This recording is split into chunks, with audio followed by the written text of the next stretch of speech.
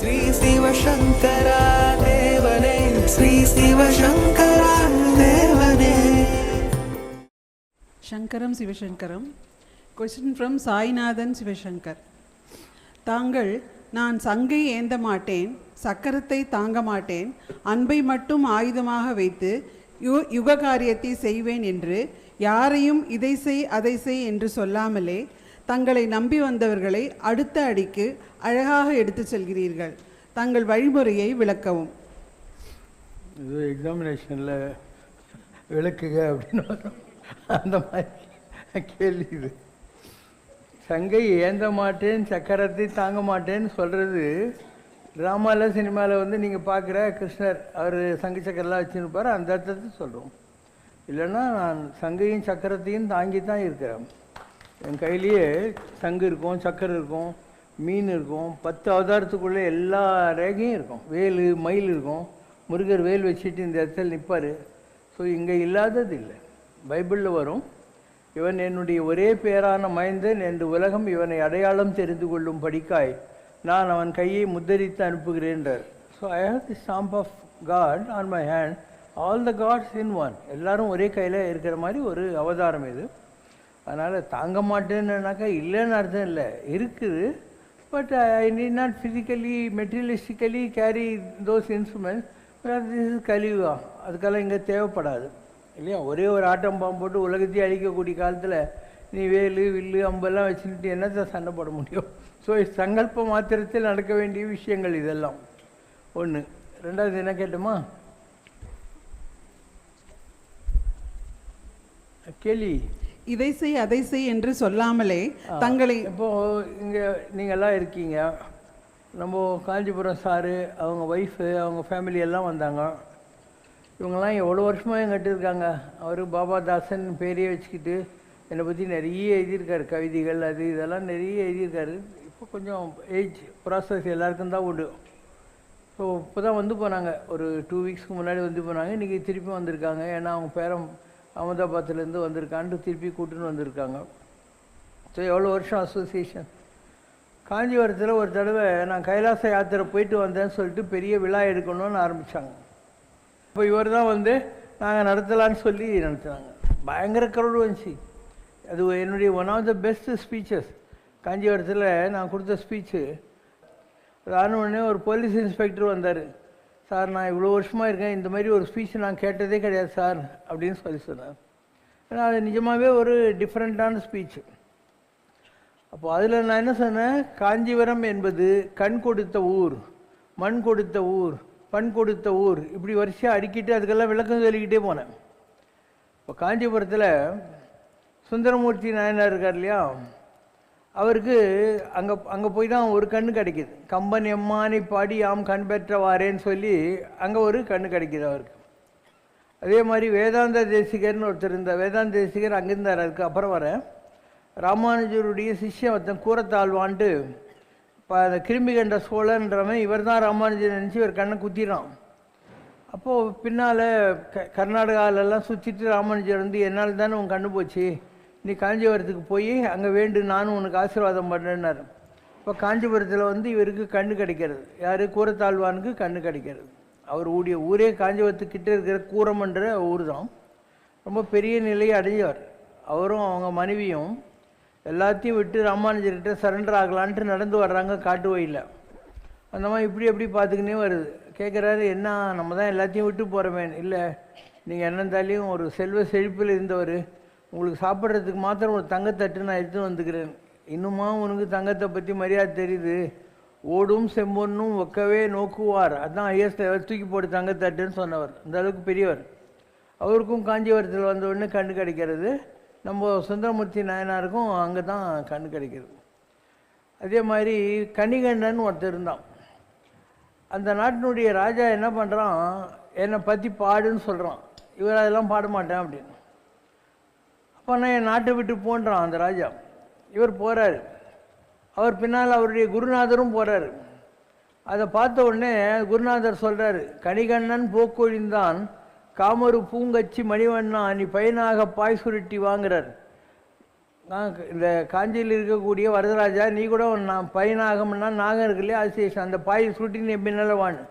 அப்புறம் போனாராம் சாமி. முதல்ல கணிகண்ணன் போகிறோம், அதுக்கப்புறம் ஆழ்வார் போகிறாரு, அப்புறம் வரதராஜரும் போகிறார். இதை வச்சு பின்னால் சொல்கிறாங்க, பைந்தமிழின் பின்னால் சென்ற பச்சை பசும் கொண்டலே அப்படின்னு வரதராஜரை வர்ணிக்கிறாங்க. இப்படி கண் பண் மண் இது மாதிரி நிறைய நான் சொல்லிக்கிட்டே வந்தேன். எல்லாம் சொல்லிவிட்டு நான் ரீசன் சொன்னேன். ஏன் கண் இல்லாதவனுக்கு கண்ணு கிடைக்கிது, இதெல்லாம் நான் 5 இருக்கு இல்லையா, ஆகாச கஷேத்திரம் சிதம்பரம், காற்று கஷேத்திரம் காளாஸ்தி, காஞ்சிபுரம் மண்.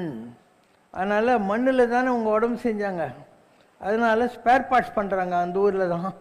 அதனால் கடு பண்ண கூட அங்கே கண்ணு கிடைக்குது அப்படின்னு சொல்லி திருவானைக்கா தண்ணி அண்ணாமலையார் அக்னி என்ற அர்த்தத்தில் நம்ம சொன்னோம். ரொம்ப நல்ல ஸ்பீச் இருக்கும், நம்மக்கிட்ட கூட இருக்கும். பல ஸ்பீச்சஸ் ரொம்ப டிஃப்ரெண்ட்டாக இருக்கும். காஞ்சி மகாபெரியவர் இல்லையா, அவரை பற்றி ஆன்மீக தொழிற்சாலை அப்படின்னு எழுதணும். எப்படி நம்ம ராஜ்பவன் பக்கத்தில் நடந்து போனால் சென்னை மாநகரின் மிகப்பெரிய ஆன்மீக தொழிற்சாலை இங்கே சத்தமின்றி இயங்கி கொண்டிருக்கிறதுன்னு போர்டு இருக்கும். அந்த மாதிரி உலகத்தின் மிகப்பெரிய ஆன்மீக தொழிற்சாலை சத்தமின்றி இயங்கி கொண்டிருக்கிறதுன்னு போர்டு வைக்கணும்னா காஞ்சி மகாபெரியவர் எங்கே இருக்காரோ அந்த இடத்துல வச்சுட்டா போகிறோம் அப்படிங்கிற அர்த்தத்தில் நம்ம சொல்லியிருந்தோம். ஸோ இப்படி பல ஸ்பீச்சஸ் இருக்குது. ஒன்று நம்ம பரமாச்சாரியார் பற்றி, இன்னொன்று உலகத்தந்தை கோடி மகான்னு சொல்லி, லிங்கசிட்டியில் இருந்த ஒரு சாமி அவரை பற்றி இரும்பு தெரு கரும்பு மகான்னு ஒன்று. இப்படி எல்லா மகான்களை பற்றியும் ஒரு நம்ம எழுதியிருக்கோம். ரொம்ப டிஃப்ரெண்ட்டாக இருக்கும் எல்லாமே. ஸ்பீச்சஸ்ன்னு பார்த்தா பரமாச்சாரியாரை பற்றி பேசுனது, காஞ்சிபுரத்தில் பேசுனது, இதெல்லாம் நல்ல ஸ்பீச்சஸ். இது எங்கேயோ ஒரு யூனிவர்சிட்டியில் பேசினேன் நான், MITயில் அமெரிக்காவில். அது கூட ரொம்ப நல்ல ஸ்பீச். ஒரு 1 hour பேசியிருப்போம். ரொம்ப டிஃப்ரெண்ட்டான ஸ்பீச் அது. வெதர் ஒர்ஷிப் ஆர் ஒர்க் அப்படிங்கிற தலைப்பில் நீ கடவுளை கும்பிடணுமா வழிச்சா போருமாங்கிறத வச்சுட்டு ஒரு டாபிக் அது.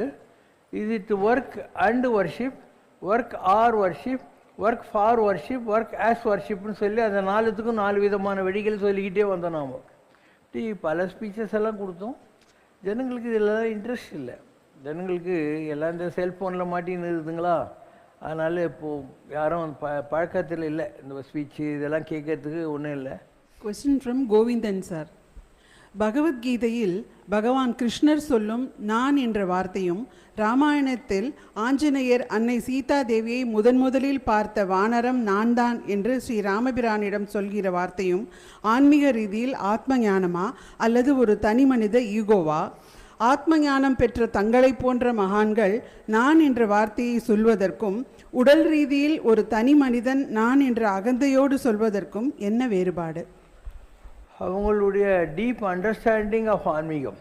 நான் வேறு எனாதிருக்கும் நீ வேறு எனாதிருக்கும் பவதீதம் அருள்வாயே அப்படின்னு அருணகிரிநாதர் சொல்கிறார்.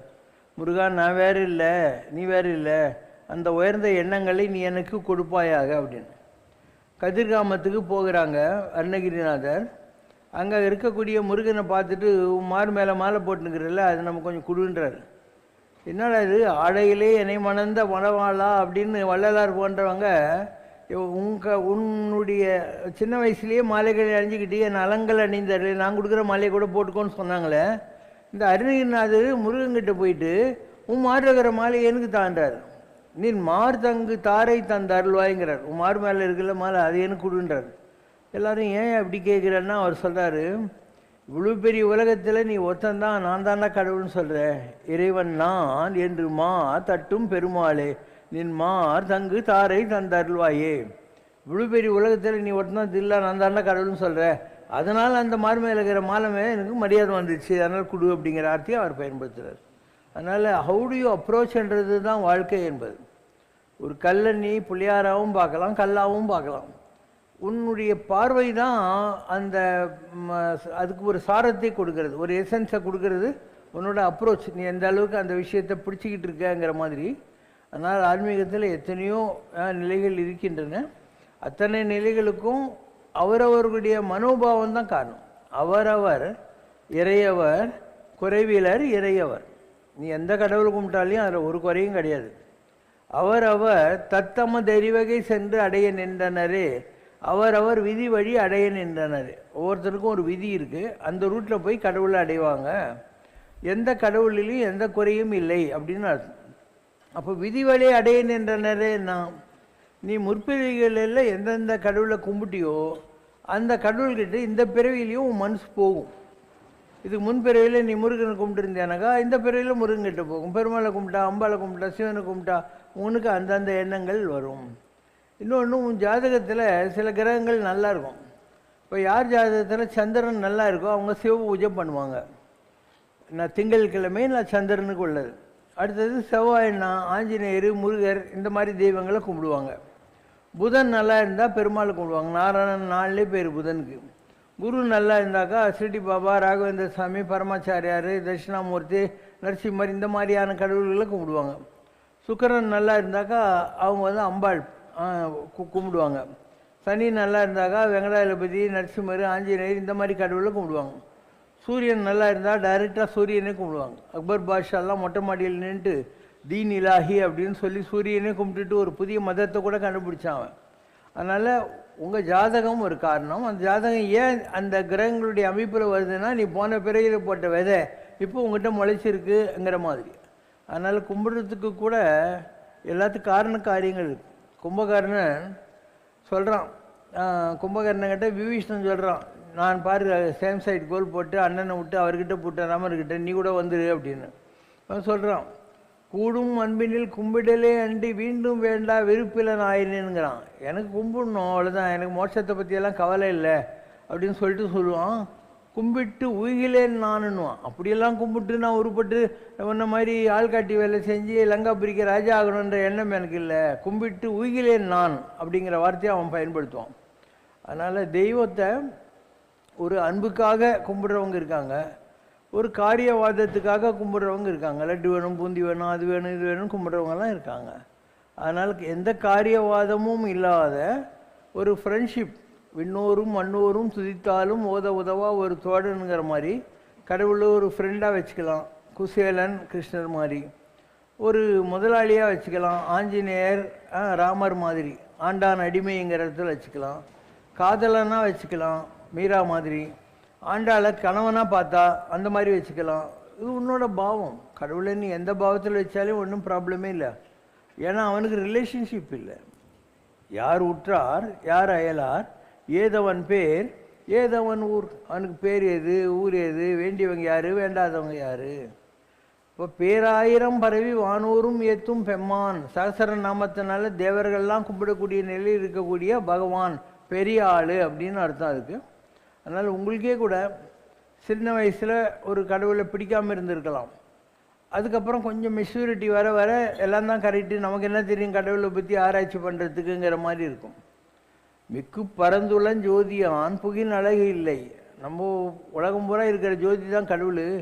இதை எக்ஸ்பிளைன்லாம் பண்ண முடியாது. It's an experience. அதனால் எதுக்களாலும் எடுத்த மொழியாலும் சோதிக்க வேண்டாம். ஒய், இஃப், பட்டு, வாட்டு இப்படிலாம் போட்டு ரிசர்ச் எல்லாம் பண்ணி குழப்பிக்காதீங்க கடவுளை அப்படின்னு அர்த்தம்.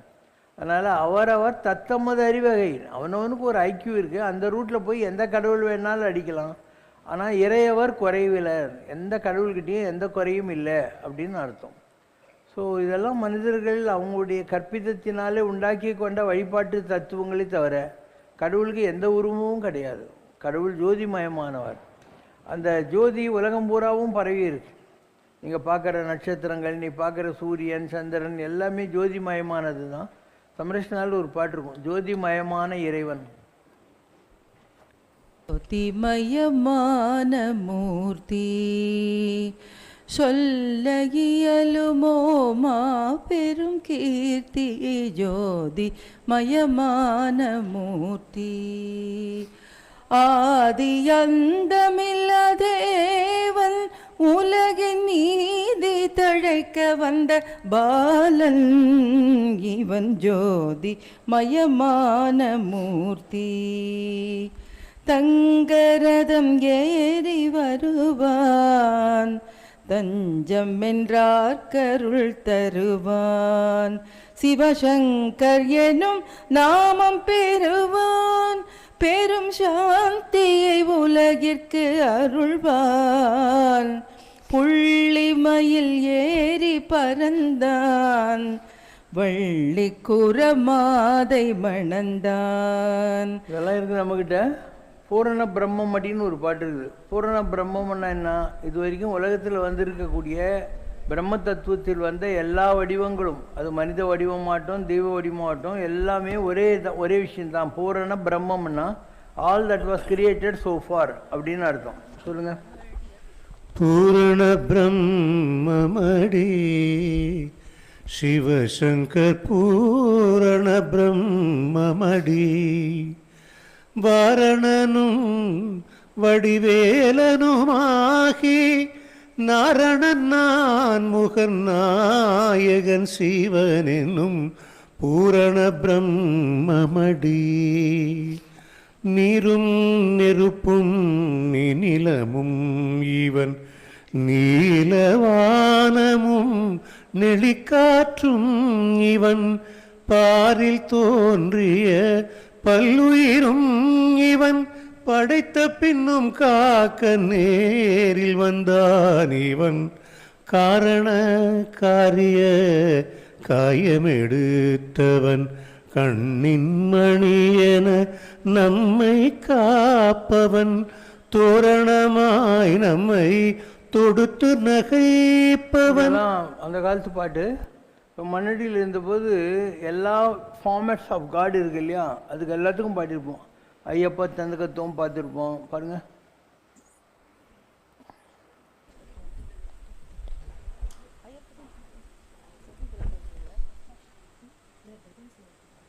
நிறைய இருக்குதியா 4 மலை பாட்டு. திருப்பதி மலைதனில் இருக்கின்றான் தீனதயாளன் சிவசங்கர், திகம்பரனாய் நடமாடிடுவான் தில்லையிலே எங்கள் சிவசங்கர். பழனிப்பதிதனில் நின்றிருப்பான் சிறுபாலகனாய் எங்கள் சிவசங்கர், சபரிகிரியிலே வீற்றிருப்பான் சாஸ்தாவா எங்கள் சிவசங்கர். அம்பா அம்பா சிவசங்கரே அபயகரியம்பா சிவசங்கரே. தென்பால் மதுரை நகர் அன்பாலரசு செய்யும் பெண்பால் மீனாட்சினி தந்தகத்துவம் சிவசங்கர திந்தகத்தோம் சுவாமி திந்தகத்தோம் ஐயா சாஸ்தா திந்தகத்தோம் விநாயக திந்தகத்தோம் வேல் முருகா திந்தகத்தோம் சக்தி திந்தகத்தோம் ஐயா சாஸ்தா திந்தகத்தோம் சங்கர திந்தகத்தோம் சிவசங்கர திந்தக. 25-30 வருஷத்துக்கு முன்னால் இருக்கிற பாடல்கள் இப்போ ரீசெண்ட் டைமில் இவங்கெல்லாம் பாடுறதில்லை இல்லையா, அதனால் அதெல்லாம் அப்படியே நின்று போச்சு. கேசட்லாம் கூட போட்டோம். நம்ம ஒரு ஆள் இருந்தார், அவர் வந்து ஒரு ஸ்டுடியோவில் மியூசிக் ஸ்டுடியோ சுப்புன்னு பேர். அவர் வந்து ஒரு மியூசிக் ஸ்டுடியோவில் வேலை செஞ்சிட்டு இருந்தார். என்னை வந்து பார்த்தார். நான் சொன்னேன், நீ ஸ்டுடியோ வைக்க போகிற போயான்னு. அவன் சொன்னான், ஸ்டுடியோ வைக்கிறது எவ்வளோ பெரிய விஷயம், இவர் தெரியாமல் சொல்கிறார் பாருன்ட்டு போட்டான். வீட்டுக்கு போன உடனே அவங்க மாமா வந்து ஒரு கடை வருது வடபழனி ஆற்காடு ரோட்லையா, எடுத்துக்கிறியா அப்படின்னு. சரி எடுத்துக்கிறேன்னு ஆரம்பித்தான். அடுத்த நாள் ஒரு பெரிய மியூசிக் சவுண்ட் சிஸ்டம் நடத்துகிற ஆள், சிங்கப்பூரில் வேலை கிடச்சி நான் போகிறேன், என் எக்யூப்மெண்ட்லாம் நீ வச்சுக்கோ, மெதுவாக காசு கொடுத்தா போகிறோன்னு சொன்னான். இப்படி தான் வந்துச்சு. சவுண்ட் சென்ஸுன்னு பேர் அதுக்கு. ஸோ நம்ம தான் அதை ஆரம்பித்து கொடுத்தோம். அப்போ அவங்க நிறைய தேங்க்ஸ் கிவிங்காக நிறைய கேசட் நமக்காக போட்டாங்க. அந்த காலத்தில் நல்ல பாட்டெலாம் இருக்கும், அதில் நிறைய நல்ல பாட்டெல்லாம் அதில் இருக்கும். அந்த ஸ்டுடியோவே தான் நம்மளது மாதிரி தான் நம்ம போய் ரெக்கார்டெல்லாம் பண்ணிக்கிட்டு உட்காந்துட்ருப்போம். அது ஒரு காலம். இப்போ நிறைய பாடல்கள் வந்துச்சு, விதவிதமான பாடல்கள் வந்துச்சு. இதெல்லாம் எழுதப்பட்ட காலம் வந்து பஞ்சரத்ன பாரதின்னு ஒருத்தர் நல்லா எழுதுவார். அதுக்கப்புறம் சகுந்தலாம்மா எழுதிட்டு இருந்தாங்க. அப்புறம் இவங்க மகாதேவன் 4-5 பாட்டு எழுதியிருக்காரு. யார் எழுதுனாங்க? கவியரசர் இளந்தேவன் எழுதினார். இது மாதிரி நிறைய பேர் எழுதினாங்க அந்த காலத்தில். இப்போ கூட நம்ம பாட்டெல்லாம் அமெரிக்காவிலேருந்து எல்லாம் ரெக்கார்ட் பண்ணி ப்ராட்காஸ்ட் ஆகிருக்கு. அண்டு ப்ராப்பராக வந்து மற்றவங்க பாடினது இல்லாமல் ஒரு ஆர்வத்தினால செல்ல மேடம் நிறைய ரெக்கார்ட் பண்ணிக்கிட்டே இருக்காங்க. அவங்க புது புது பாட்டு நிறைய ரெக்கார்ட் பண்ணிக்கிட்டே இருக்காங்க. அட்லீஸ்ட் அந்த பாட்டு ப்ரிசர்வ் ஆகும், டியூன் ப்ரிசர்வ் ஆகும். அதுக்காக நம்ம அதெல்லாம் இருக்கட்டும், பிற்காலத்தில் அது எப்படி மாற்றிக்கணும் அப்படின்றது பார்க்கலாங்கிற மாதிரி பண்ணணும். ஒரு காலம் காத்தால் 8-9 மணிக்கு ஆரம்பித்தா சாயந்தரம் 8 வரைக்கும் பாடிக்கினே இருப்பாங்க யாராவது. அதே மாதிரி நீலங்கரைக்கு வந்த அப்புறம் கூட அப்படி தான். நான் ஜனங்களை பார்த்துக்கினே இருப்பேன். ஆனால் பாட்டு ஒரு பக்கம் ஓடிக்கிட்டே தான் இருக்கும், எல்லோரும் பாடிக்கிட்டே இருப்பாங்க. இது ஒரு வகை. இன்னொன்று இவங்கெல்லாம் போட்ட டியூன் ஒன்று இருக்கும். அதாவது பாட்டை எழுதுகிறவங்க ஒரு டியூன் மாதிரி போட்டிருப்பாங்க. இளந்தேவன் டியூன் போட மாட்டார், நம்ம டியூன் போட்டோம் அதுக்கெல்லாம். ஆனால் நல்ல டியூன் போட்டிருப்பாங்க. இப்போ கோமதி மேடம்னு ஒருத்தர் இருந்தாங்க, அவங்க நல்ல மியூசிக் சென்ஸ் உள்ளவங்க. அவங்க நிறைய பாட்டுக்கெல்லாம் டியூன் போட்டாங்க இளந்தேவன்தெல்லாம். காலடியும் சீரடியும் காலடியும் ஷீரடியும் இங்குதான், அந்த காஞ்சிபுரம் காசி நகர் இங்குதான், மீன்விழியாள் மாமதுரை இங்குதான், என்றும் மீட்சி தரும் சங்கரனார் எங்குதான், அங்குதான் குமரி முனை கோலபுரி இங்குதான், அருள் குடியிருக்கும் சமயபுரம் இங்குதான், வேர்காடும் மாங்காடும் இங்குதான், எங்கள் வித்தகனார் சங்கரனார் எங்குதான், அங்குதான் வைஷ்ணவியும் உஜ்ஜயினியும். எல்லா க்ஷேத்திரங்களையும் வச்சு ஒரு அற்புதமான ஒரு பாடல். இப்போது இளந்தேவன் சார் நான் பெசன் நகரில் இருக்கிற போது தான் என்னை பார்க்க வந்தார். இந்த மார்னிங் வாக்கிங் போகிறவங்களுக்கெல்லாம் மெரினா பீச்சில் டாக்டர் கிருபாநிதின்னு ஒருத்தர் அருகம்புல் ஜூஸ் கொடுத்துருந்தார்.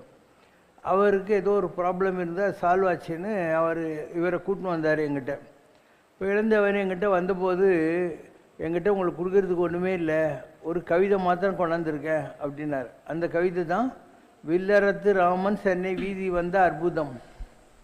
இல்லறத்து ஞானி என்னும் யோகி அற்புதம், ஈடில்லாத கர்மயோகி தெய்வம் என்னும் தத்துவம், வில்லரத்து ராமன் சென்னை வீதி வந்த அற்புதம், விரித்துரைக்கும் உண்மையாவும் புதிய வேத புத்தகம், பாவ மூட்டை சுமந்து சாகும் படகுகட்கு துறைமுகம், பரிதவிக்கும் யாவருக்கும் தேவை இந்த அறிமுகம், ஜீவனுக்கு தோழனான சித்தநாதன் தரிசனம், சிந்துகின்ற கருணை என்னும் தேனை மாந்து அனுபவம், கிருபைய நாடி கவிதை பாடும் கீர்த்திமான்கள் உறைவிடம், கிருஷ்ண பக்தர் சைவரோடு வருவதிந்த குருவிடம், 60ஓடு 20க்கும் எங்கள் சுவாமி அடைக்கலம், அன்னை சக்தி யமனை வெல்ல தந்த திந்த படைக்கலம், திங்களோடு ஞாயிறுக்கும் ஜோதி தந்த ஈசனே, மங்களங்கள் தங்குதற்கு தந்த. அவர் எழுதி கொண்ட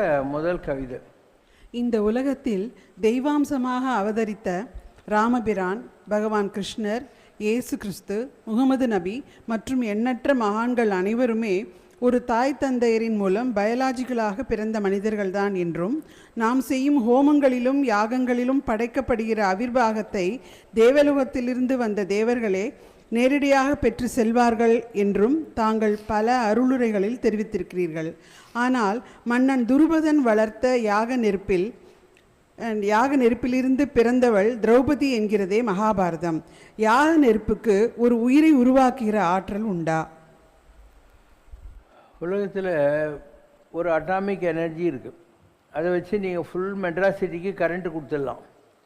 அதே அட்டாமிக் எனர்ஜியில் ஒரு பாம்பு பண்ணி மெட்ராஸ் மேலே போட்டு மெட்ராஸ் இல்லாமல் பண்ணிடலாம். அதனால் எனர்ஜிங்கிறத பாசிட்டிவாகவும் யூஸ் பண்ண முடியும், நெகட்டிவாகவும் யூஸ் பண்ண முடியும். அதனால் இந்த காலத்து ராட்சசங்கள்லாம் இருந்தாங்க இல்லையா, அவங்களும் பெரிய பெரிய யாகங்கள்லாம் செய்வாங்க. அந்த யாகத்துக்குள்ள கடவுள் இவங்க செய்கிற பூஜைக்கு அதிரில் வர்றபோது இவங்க மாயா வரம் கேட்குறத நினச்சிட்டு மாயும் வரம் கேட்பாங்க. மாயா வரம்னு என்ன, சாகாது இருக்குது, ஆனால் அதிலேயே ஒரு கேட்ச் இருக்கும். அதனால் மாயும் வரம்னு. கும்பகர்ணன் இருக்கான், அவனுக்கு கடவுள் உனக்கு என்ன வேணும்னு கேட்குறாரு. அவன் கேட்க நினச்சது ஊக்கம் வேண்டும்னு. ஆனால் நாக்கில் சரஸ்வதி உட்காந்து அவனை குழப்பி உறக்கம் வேண்டும்ட்டான். அதனால தான் அவன் 6 மாதம் தூங்குறது, 6 மாதம் சாப்பிட்றதுங்கிறது. பஸ்மசுரன், நான் யார் தலைமையில் கை வச்சாலே அவங்கெல்லாம் பஸ்மம் ஆகணும்னு வர வாங்கினான். சிவபெருமான் கொடுத்துட்டாரு. இப்போ அதை டெஸ்ட் பண்ணி பார்க்குறேன்னு சிவன் தலையிலே கை வைக்க போனான். இப்போ சிவன் ஓடுறாரு, விஷ்ணு ஒரு மோகினி அவதாரம் எடுத்து எங்கூட டான்ஸ் ஆடுன்னு அவனை ஏமாற்றி தலைமையில் இப்படி கை வைக்கிற போது அவன் தெரியாமல் கை வச்சேன், அவனே பஸ்மமாகி போனான். இப்படி எவ்வளோ ராட்சசர்கள் இதே மாதிரி பவர்ஃபுல்லாக இருந்தாங்க. தவம் இருந்தது அவங்கக்கிட்ட. அவங்களுடைய எனர்ஜி நெகட்டிவ் இல்லையா. இப்போ சாஸ்திர கவச்சான்னு ஒருத்தர் இருந்தான், அவன் பகவான்கிட்ட 1000 கவச்சங்கள் கேட்டான். ஒரு கவச்சத்தை பிடுங்கணுன்னா 12 வருஷம் தவம் பண்ணணும், அதுக்கப்புறம் எதிரில் 12 வருஷம் சண்டை போடணும், அப்போ தான் ஒரு கவச்சம் கிளியும். நல்லவன் தானே, ஆனால் அவன் கெட்ட புத்தி வந்துச்சு. எல்லாரும் போய் முறையிடுற போது கடவுள் நானே வரேங்கிறார். அப்போ கடவுள் தன்னை 2ஆக பிரிச்சுக்கிறார், நரன் நாராயணன்னு சொல்லிட்டு. அவங்க நரநாராயண பர்வதன் பத்ரிகாசிரமம் இருக்கு இல்லையா, அந்த இடத்துல தவம் செய்கிறாங்க. நரன் 12 வருஷம் வந்து சண்டை போடுவான், நாராயணன் தவம் பண்ணுவான். நாராயணன் வந்து சண்டை போடுவான், நரன் போய் தவம் பண்ணிட்டுறான். இப்படி 999 கவசம் பிடிக்கிறாங்க. அதுக்குள்ளே யுகப்பிரளயம் வந்துடுது, எல்லாம் போயிடும், பிரம்மா கூட போடுவான். ஸோ அந்த நேரத்தில் ஒரே ஒரு கவச்சம் பாக்கி இருந்துச்சு. இவன் சூரியன்கிட்டிருந்து வந்தவன் இல்லையா, சாஸ்திர கவச்சம் அங்கே போட்டான். அப்போது இந்த குந்தி தேவி சும்மா இல்லாமல் டெஸ்ட் பண்ணுறதுக்காக சூரியனை கும்பிட்டா இல்லையா, அப்போ அங்கே இருந்த சஹஸ்ர கவச்சனை அனுப்பி வச்சிட்டாங்க. அவன் தான் கர்ணன். ஸோ அதே கிருஷ்ணரும் அர்ஜுனனும் நரநாராயணராக இருந்தவங்க பூமியில் பிறந்திருக்காங்க. ஸோ அந்த 12 வருஷ காலம் அஜ்ஞாதவாசம் முடிஞ்ச உடனே அவனை சஹஸ்ர கவச்சனாக வந்து இருந்த கர்ணனை இவங்களால் கொலை பண்ண முடியுது. இப்படி எல்லாத்துக்கும் காரண காரியங்கள் இருக்கும். உலகத்தில் தவம்ன்றது எலக்ட்ரிசிட்டி மாதிரி, ஒரு ஆட்டம் மாதிரி. அதை நல்லதுக்கும் பயன்படுத்த முடியும், கெட்டதுக்கும் பயன்படுத்தும். நல்லதுக்கு பயன்படுத்துகிறவங்களுக்கு தேவர்கள் சுரர்கள்னு பேர். கெட்டதுக்கு பயன்படுத்துகிறவங்களுக்கு சத்தியம் அசத்தியம்ன்ற இல்லையா, அந்த மாதிரி சுரர் சுரர். இதுதான் 2 பேருக்கும் உள்ள வித்தியாசம். இவங்க நல்லவங்க தான். ஒரே ரிஷிக்கு தான் 2 பொண்டாட்டிக்கு பிறந்தவங்க தான் தேவர்களும் அசுரர்களும். பேரண்ட் ஒரு ஆள் தான். ஆனால் இவங்க நல்லது செய்கிறவங்க ஒரு வழி, கெட்டது செய்கிறவங்க ஒரு வழி. அவங்களுடைய காஸ்ட் எஃபெக்ட் ஏறிப்படி அவங்கவுங்க உலகத்தில் எல்லாத்தையும் நல்லது கெட்டது பார்க்குறாங்க, அனுபவிக்கிறாங்க. ஆனால் ராட்சசர்கள் சாதாரண ஆளுங்க இல்லை, அவங்களும் தவமே தவமுடையார்க்காயாவன்ற மாதிரி நிறைய தவம் பண்ணியிருக்காங்க. இன்னும் சொல்லப்போனால் தேவர்களாவது மயிலே ரக போடுன்னு கேட்டுன்னு பண்ணுங்க. இவங்க அப்படி இல்லை. யாக நெருப்புக்கிட்ட கழுத்தை வச்சுன்னு கத்தி வச்சு நீ வர்றியா இல்லையா, வெட்டுற நான் கழுத்தேன்னுவான். அந்த அளவுக்கு சீரியஸாக கடவுளை தேடக்கூடியவங்க. அவங்களுக்கு புத்தி கெட்டு போகுது. ஒரு பவரெல்லாம் வந்த உடனே புத்தி கெட்டு போய் அதனுடைய நெகட்டிவ் வேலைகள் செஞ்சதுனால அவங்க அழிஞ்சு போகிறாங்க. இல்லைன்னா அவங்களும் பவர்ஃபுல். இன்ஃபேக்ட் இவங்களை விட அவங்க வைராக்கியம் உள்ள பவர்ஃபுல்லான பர்சன். உலகத்தில் எப்பயுமே இதெல்லாம் இருக்கும். நல்லவனும் இருப்பான், கெட்டவன் இருப்பான். ஒரு தேவார பாட்டு இருக்குது, நல்ல சுரர் வாழ வல்ல சுரர் மாய, முருகனை பற்றி. அல்லி விழியாலும் முல்லை நகையாலும் அல்லல் பட ஆசை கடலியும் அள்ளவினதாகி நள்ளிரவு போலும் உள்ளவினையார தனமாறும் இல்லுமிளைவோரும் மெல்லையலாக வல்லருமை மாய சமனாரும் எள்ளியன தாவி கொள்ளை கொள்ளும் நாளில் உய்ய ஒரு நீர் பொன்கழல் தாராய் தொல்லை மறை தேடி இல்லையென நாதர் சொல்லும் உபதேச குருநாதா துள்ளி விளையாடு புள்ளியுடை நாண வெள்ளிவன மீதுற்றுரைவோனே வல்ல சூரர் மாள நல்ல சூரர் வாழ வல்லை வடிவேலை தொடுவோனே வள்ளி படர்ச்சாரல் வள்ளி மலை மேவும் வள்ளி மணவாள பெருமாளே. எவ்வளோ நல்ல டியூனு. அவங்களே டியூன் போடுவாங்க அந்த காலத்துலலாம். அவங்களே அதுக்கு எல்லாம் அழகாக இந்த இந்த ராகத்தில் பாடணும் எல்லாமே அழகாக எழுதி போயிருக்காங்க. இதெல்லாம் யாராவது படிக்கிறாங்களா தமிழ்நாட்டில்? இல்லை, எல்லாம் இருக்குது, நம்மக்கிட்ட இல்லாதது இல்லை. ஸோ யாரும் படிக்க மாட்டாங்க. அந்த தேவாரம் சார் அவங்க அப்பா கொஞ்சம் பாட்டெல்லாம் படிக்கிறாரு. இத்தனைக்கும் அவர் நல்ல ஜென்ரல் மேனேஜர் போஸ்ட் இருந்தார் உண்டையில். அந்த மாதிரி யாராவது ஒரு பாரம்பரியமான குடும்பத்தில் வந்து அந்த இன்ட்ரெஸ்ட்டில் கற்றுக்கினா உண்டு, இல்லைன்னா கிடையாது. குருவல்ல இறையல்லவோ என் குல தெய்வம் மாலல்லவோ நீ குருவல்ல இறையல்லவோ என் குல தெய்வம் மாலல்லவோ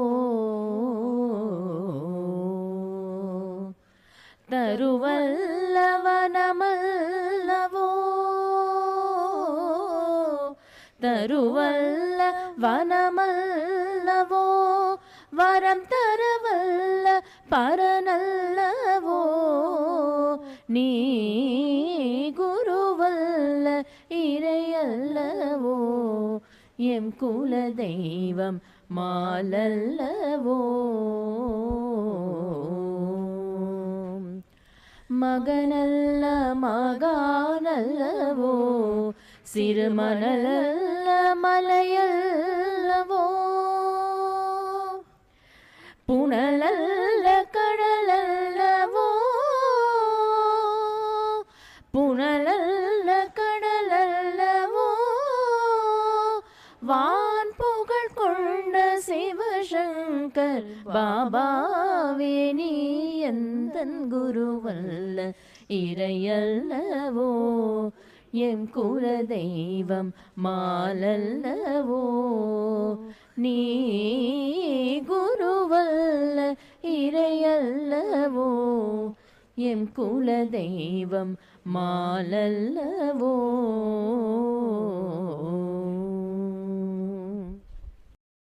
அம்மையோடு அப்பனென வந்தவர்க்கு மங்களம், ஆசானும் தெய்வமுமாயானவர்க்கு மங்களம், இத்தரை துயர்கள் எல்லாம் தீர்ப்பவர்க்கு மங்களம், ஈஸ்வராவதார சிவசங்கரர்க்கு மங்களம்.